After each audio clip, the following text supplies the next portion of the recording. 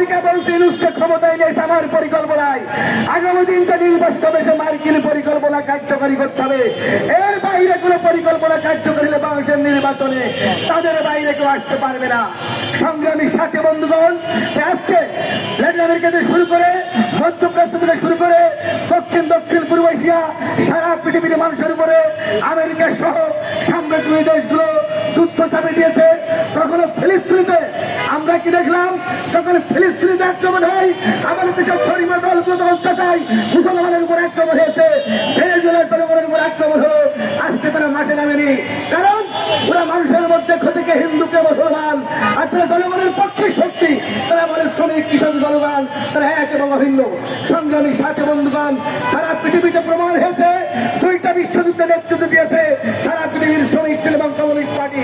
আগামীকাল পৃথিবীতে নেতৃত্ব দেবে সেই শ্রেণী এবং তাদের লড়াইয়ের মধ্য দিয়ে পৃথিবীতে বিজয় হবে। সেই লড়াইয়ে সবাই সামিল হবেন।